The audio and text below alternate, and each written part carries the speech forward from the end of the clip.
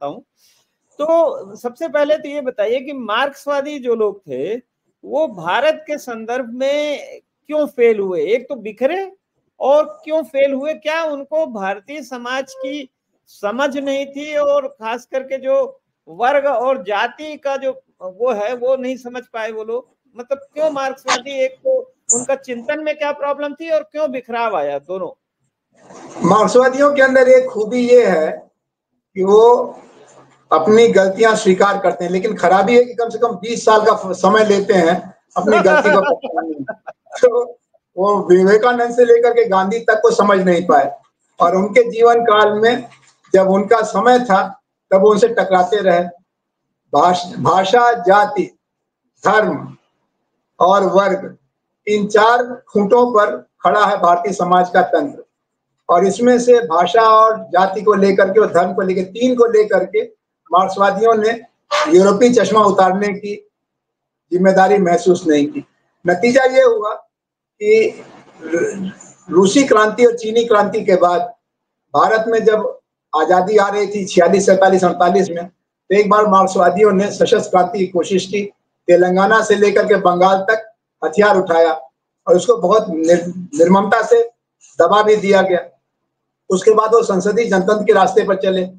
संसदीय जनतंत्र के रास्ते पर चले तो उनका जाने अनजाने जो भारत में उपराष्ट्रीयता थी, सब नेशनैलिटीज, बंगाली उपराष्ट्रीयता और मलयाली उपराष्ट्रीयता, उसके साथ उनका संबंध अच्छा बन गया। आंध्र में भी उनका अच्छा असर था, लेकिन फिर बीच में बिगड़ गया।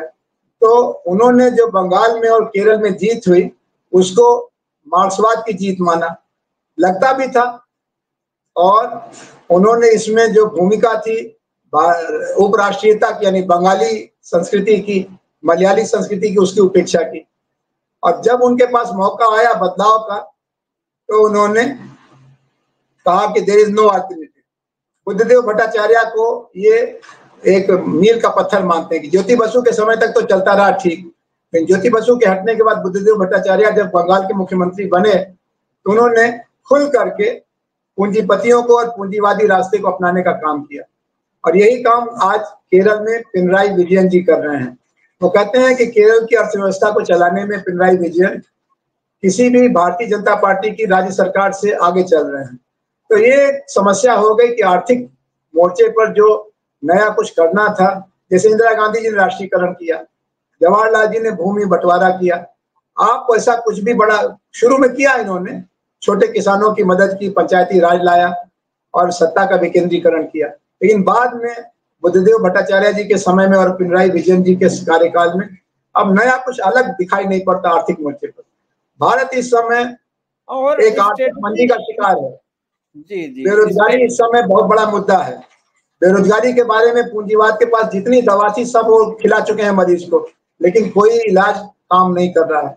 यहाँ पर समाजवादियों का जो आग्रह है न्यूनतम मजदूरी का, काम की गारंटी का, इसी को अब पिछले दरवाजे से लाया जा रहा है। बगैर समाजवाद को स्वीकारे हुए राइट टू वर्क का एक संस्करण सामने दिखाई पड़ रहा है। मनरेगा पूंजीवादी समाधान नहीं है, मनरेगा समाजवादी समाधान है।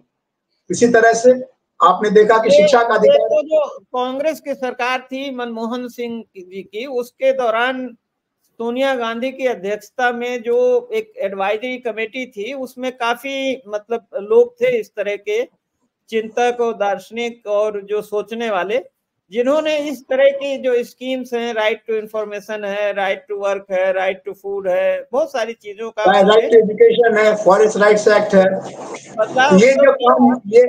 ये जो काम हुआ रामदत्त जी, ये सामाजिक भूमिका को बढ़ाने का काम हुआ, सामाजिक स्वामित्व को बढ़ाने का काम हुआ और सामाजिक जिम्मेदारी को पूरा करने का काम हुआ।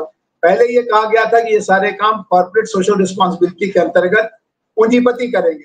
जब पूंजीपतियों का इंतजार करते करते हम थक गए और जगह जगह आंदोलन होने लगे, तो सलाहकारों ने, जिनमें से ज्यादातर लोग वामपंथी रुझान के थे, तो एक 2 तरह की सरकार चली। एक तो मनमोहन सिंह की सरकार, इसमें कि पूरी तरह से वर्ल्ड बैंक और IMF के फार्मूला को माना गया, और दूसरी तरफ सोनिया गांधी की सरकार, जिसमें जॉन ड्रेस से लेकर के और अरुणा राय तक सलाहकार थे और जिन्होंने जनहितकारी आर्थिक नीतियों का, शैक्षिक नीतियों का सुझाव दिया। आज हम लोग एक चौराहे पर खड़े हैं क्योंकि आज उस तरह के सलाहकार नहीं है, और आज इस समय जो सरकार चल रही है उसको मालूम है कि हमको रोजगार अगर पैदा नहीं किया, महंगाई पर रोक नहीं लगाई, दवाई की लूट बंद नहीं की और शिक्षा को हमने ठीक, यानी पढ़ाई, दवाई, कमाई और महंगाई, इन 4 मोर्चों पर न तो मनमोहन सिंह की सरकार के पास कोई अच्छा समाधान था, न नरेंद्र मोदी की सरकार के पास है। लेकिन जो समाजवादी लोग हैं वो आत्मविश्वास विहीन है। वो लोग जो एक सेकंड, जो मार्क्सवादियों का विश्लेषण था उसमें एक एलिमेंट रह गया है कि जो माओवादी धारा निकली या मार्क्सवादी ये समझ नहीं पाए कि जो छिरकुटिया बंदूक या तमंचा या बम से वो जो हिंसा की शक्ति है, हिंसा का जो सशस्त्र क्रांति जिसको वो समझते हैं, वो स्टेट के पास इतनी ज्यादा वायलेंस की पावर है तो उसको वो मुक्त नहीं करा सकते, कोई क्षेत्र अपना नहीं कर सकते। और ये बात मुझे जो नेपाल के माओवादी थे उन्होंने भी देखिए प्रचंड के नेतृत्व में उस समय बहुत ज्यादा उन्होंने तोड़फोड़ की, सब किया, डिस्टर्ब तो कर सकते थे, लेकिन चूंकि जो स्टेट के पास इतनी एयर पावर, खास करके बिना एयर पावर के और बिना उसके मुकाबले के उतने बड़ी हिंसक फोर्स के, सेना, पैरामिलिट्री फोर्स, आप कुछ कर नहीं सकते। तो ये जो भटके हुए लोग हैं इनको कौन समझाएगा कि भाई आप ये छिटपुट 2-4 लोगों को मार के, 10-20 लोगों को मार के आप कुछ स्टेट का स्वरूप नहीं बदल सकते। आपने बिल्कुल ठीक कहा। देखिए, जैसे बाजार का चरित्र बदला, पूंजी का चरित्र बदला, वैसे ही राज्य का चरित्र भी बदला है। राज्य की वर्चस्वता इस समय सब स्वीकार करते, खासतौर पर मध्यम वर्ग। खाली राज्य अगर लाशें गिराता तो लोग नाराज होते हैं, लेकिन राज्य के पीछे मध्यम वर्ग भी खड़ा है और मध्यम वर्ग के पीछे पूंजीपति वर्ग खड़ा है।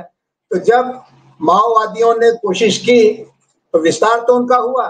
आज भी भारत में एक लाल पट्टी है, रेड कॉरिडोर है, जो तिरुपति नाथ यानी आंध्र प्रदेश से शुरू होता है और पशुपति नाथ यानी नेपाल तक जाता है।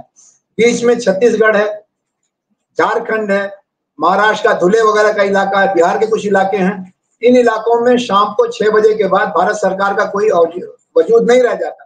लेकिन ये जो 1/4 भारत है, यानी इनको कहते हैं left wing extremism affected districts, इनकी संख्या कम नहीं है।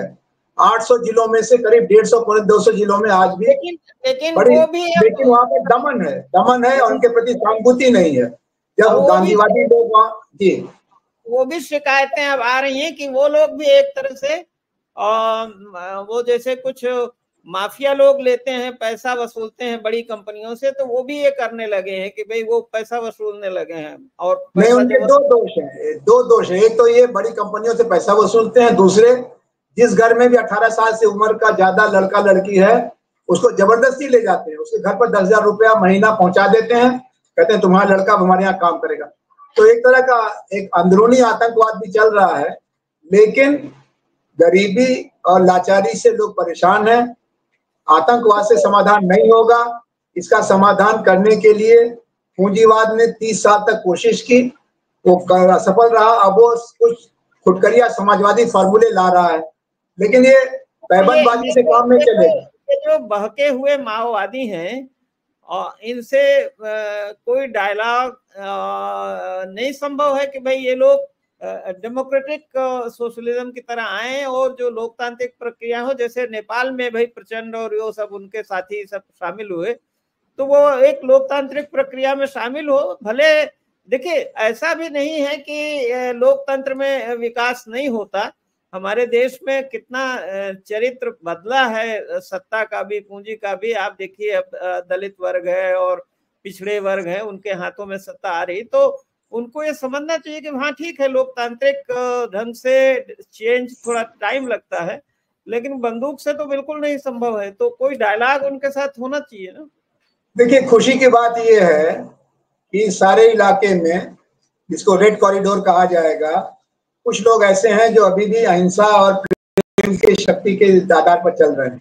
जैसे धुलिया में बाकी किसी का काम करना मुश्किल, लेकिन ये जो अभय बंग और रानी बंग है, उनके चिकित्सालय को माओवादियों ने भी छोड़ रखा है और सरकार ने भी उनको नक्सलवादी का के बंद नहीं किया है।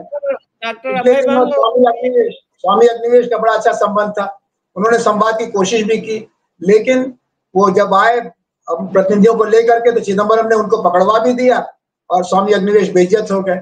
ऐसे ही गौरी लंकेश ने कर्नाटक में कोशिश की, तो गौरी लंकेश की बात को सरकार सुनने जा रही थी, लेकिन तब तक माओवादियों के एक हिस्से ने गौरी लंकेश की हत्या कर दी।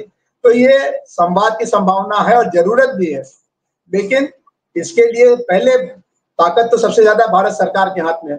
भारत सरकार को अपना दिल साफ करना पड़ेगा कि ये भारत के पुत्र और पुत्री हैं, भारत माता के, या भारत के दुश्मन हैं।